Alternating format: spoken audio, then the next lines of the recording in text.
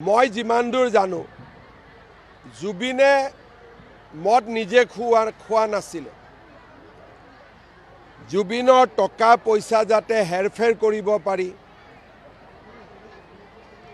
যেতিয়া গান গাব গ'ল মদ খুৱাই দিলে, বিহু কমিটিয়ে 5 লাখ দিলে, 2.5 লাখ দিয়া বুলি জুবিনক কৈ দিলে, নিচাত থাকিব ই 2.5 লাখ বুলিয়ে মানি ল'ব।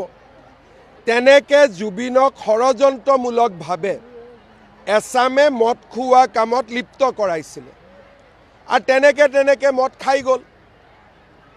মোৰ লগত যিমানবাৰ ৰাতিপুৱা আহে কেতিয়াওতো মদ খাই নাহে।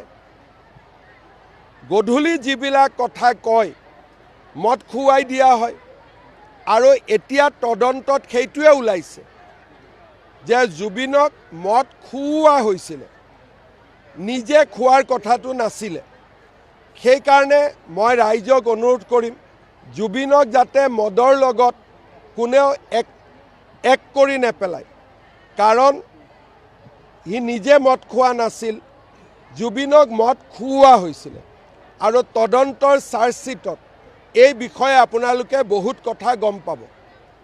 সেইকাৰণে জুবিনৰ সমাধিত গৈ যে এনে মদৰ বটল ঢালে, এইবিলাক চব ভুল। মদৰ লগত জুবিনে নিজে কেতিয়াও মদ খোৱা নাছিল।